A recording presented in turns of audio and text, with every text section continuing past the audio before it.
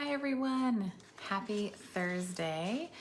Welcome to Stamp Build Grow and the Leader Takeover. I'm Melissa Thomas and I am a gold demonstrator from Austin, Texas.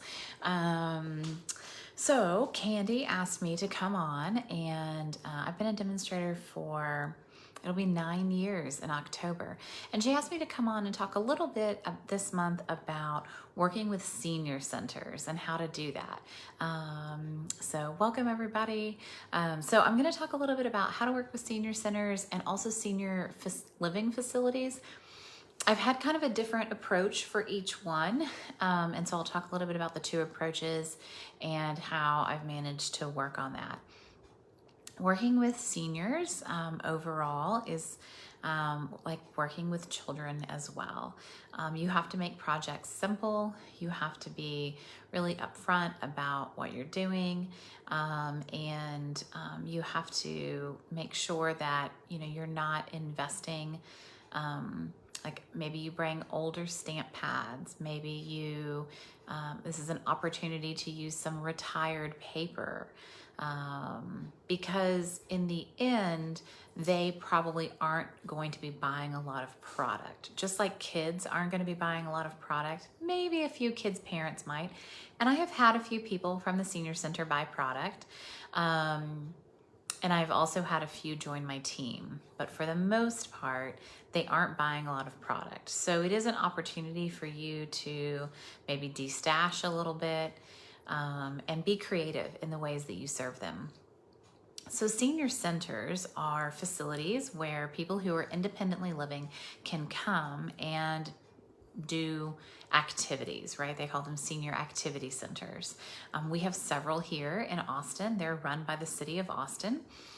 And when I approached them originally, years ago, I could either become a vendor through them, and they would pay me, or I could volunteer my time and then they would buy supplies. And that seemed to be the better method for them. It was easier for them to manage that. They could even do like some petty cash reimbursements. So in the beginning, I brought mainly paper pumpkins. It started with 3 or 4 of the women who would come, and then a few husbands would come. And I've got a few that are pretty crafty and they come all the time.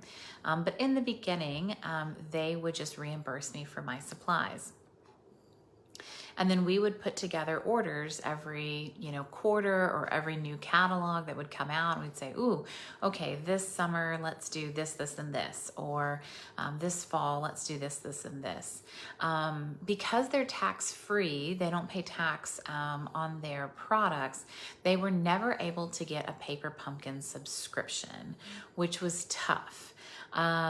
Because I really thought that that could be a good venue for that, to have them be Paper Pumpkin subscribers, get a couple of kits, we make the paper pumpkins. I thought this was a great idea, but they were never able to be subscribers because of the tax-free situation. So we kind of rethought things through, and that's when we started just doing larger orders from the catalogs. When COVID happened, they decided to take the class online. So I have been doing my senior class online for the past 2.5 years with COVID. And what they decided to do was give each participant a stamp set and a clear block and adhesive, and we did ink spots. We've also done the markers. So when one of the in color, the smaller marker sets comes out, I usually have them buy that for everybody. So it gives them a variety of colors to choose from to stamp in. And then we would pick a stamp set and I would try to get a lot of life out of it. So I would usually pick a stamp set that was more sentiment oriented. We've done couple of different ones over the years. So in the fall, I try to pick one of the sets that has like Halloween, fall, Christmas, Valentine's, right? Like we can get 3, 4, 5 months out of it. And then they buy one set for each participant. At one point they were up to 12 participants, but they were also helping another center. So they bought up to 20 stamp sets, which is a lot of stamp sets. Right now we're down to about 10 participants, and that's what we're ordering for. We have gone back in person, but we have a few of the participants who don't want to come into the center yet. They're not comfortable. And so I tape a little YouTube video for them and they get the packet and then they make it at home. I cannot Zoom and teach in person. I'm not that good. I feel like I give everybody a bad slice of me if I do that. So for me, it's been better to just pre-tape a little video for those that are at home. And then for the people in person, I could give them my full and undivided attention, which is really nice. So I miss seeing the people who are at home on Zoom, and I think they miss it too, but I don't have enough time in my schedule to like do a Zoom for them and do an in-person class for those in person. And I'm really hoping that soon they'll feel comfortable enough to come in person. Projects range from, we do lots of cards. We do mainly cards. In that class, I don't really mix it up much. It's mainly 2 cards every month. They're simple. I try to do some fancy folds. I definitely listen to them about who they're sending cards to. They all have a bunch of grandkids, and so they always need like gift enclosures, birthday cards, for their kids, Father's Day cards, Mother's Day cards. They're not sending it to their mothers and fathers. They're sending it to their kids who serve as mothers and fathers now. So that's really important. The other class that I started teaching last year is one at a senior living facility, and this is a different setup. So at the senior living facility, these are either independent living or assisted living folks who come down and take the class. We've been doing it every 2 weeks, which is a lot. The other class I only do once a month. And I do try to recycle projects. So if I can use one project for both of them and they line up, everything's really great, I do that. But at the senior living facility, I can bring in some other projects. So we made a really cute door hanger that I actually have. It's right here.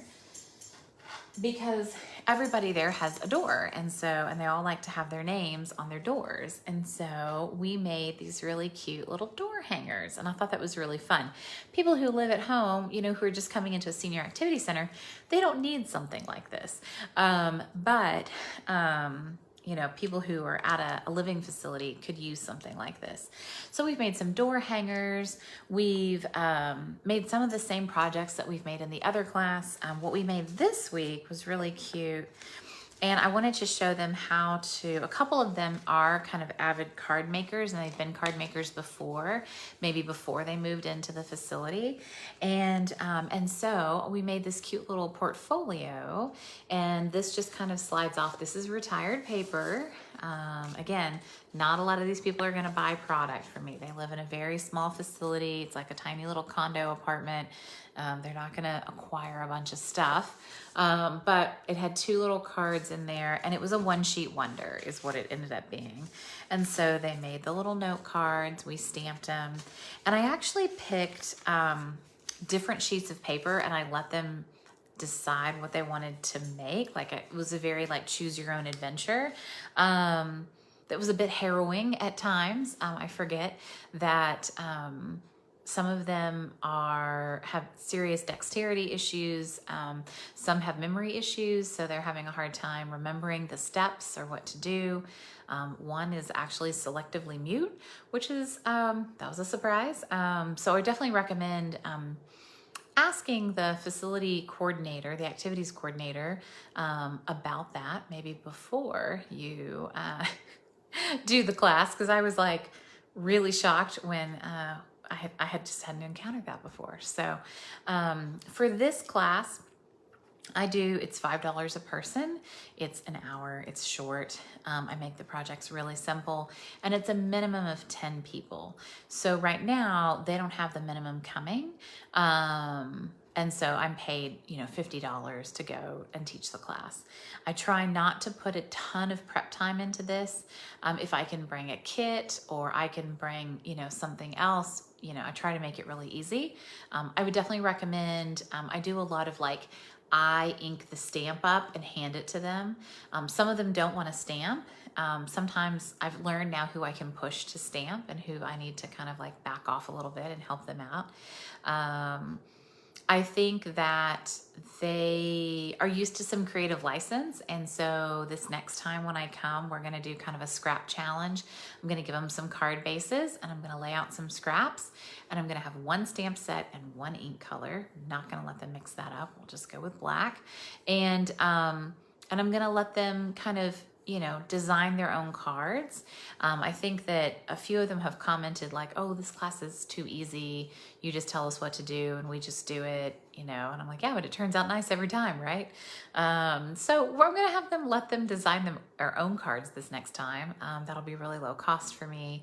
You know, my scrap bucket, I just add stuff in there all the time and, you know, bring a few punches and let them, you know, stamp and punch some sentiments and layer some stuff on and see what they come up with. So it's good to know and understand when you need to use current product and when you can get away using retired product. You know, if someone had said in that class, like, oh, I really love that sheet of paper, I wish I could get that, you know, I can just say, hey, I dipped into my retired stuff, but we've got some similarly, you know, attractive looking stuff now here, you know. I didn't bring anything really specific. I have like the old coffee paper. I didn't bring that because I know that people could get really excited about it and then they would want more of it. Plus I didn't want to, you know, share my old coffee paper. So I tried to pick but some really generic, you know, black and whites, florals, you know, things that I knew wouldn't attract too much like, well, she got this and I got this kind of a deal. I think that's it. I think the biggest thing with working with senior centers is understanding what the financial deal is and what they can and can't do. It's really hard to become vendors for a lot of these places, especially if it's with the city. So that's why we went with a non-vendor route for the city senior activity center, and then they just buy the product. They actually have a dedicated person at home office who they work with to place their orders because it's a special tax-free order. And that's been really nice to have that. So I help them kind of put a list together. And, you know, when their order comes in, it's a great month, you know. And so I just have to know that the other months I have to compensate, you know, with other, you know, retreats and other things that I do in my business. For the senior living center, I bill them. So I have an invoice that I pulled up on Google Sheets and, you know, modified to fit my needs. And so I have to invoice them and then they pay me as a vendor. And so I get a check and that's easy. So, you know, it's things like that. It's also making sure that you're on the schedule and everybody there knows about it. That's been a huge issue in the past where I have gotten messages from the seniors directly saying, hey, you're not on the schedule this month. And I'm like, I'm teaching on Friday. Like I've prepped everything to be there. Like I hope people will be there. So making sure you're on the schedule and that everybody knows you're going to be there. And I would say if you can have a consistent date and time, it really helps. I'm on the second Friday of the month, every month at the Senior Activity Center. Everybody knows that. I only move it if I absolutely have to. The senior living center, I am getting bounced around a bit, and I think that's going to be problematic. And I think we're going to have a hard time keeping a cohesive group together if we don't find a consistent date and time. But they've moved me several times, and I've said that I think it's problematic, but again, there's only so much I have control over. So if you have other questions, you can comment down below and let me know. I'm happy to help. And hopefully this was helpful. It gets you thinking about, you know, what is there a senior living facility in town?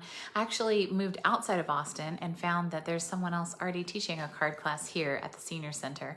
And I think that's great. And I don't want to compete with that. So I'm not going to try to like, you know, edge in on that. I'm going to stay, you know, and the other facility actually approached me. It was someone who was watching my videos on Facebook Live and she found me and was like, hey, you said you do senior center stuff. Like, could you come here? And she no longer works at that senior living facility, but the new person, they kept me on and that's been great. So, it's nice to be able to get pictures of them with the projects when the class is over. Very happy and they're very appreciative.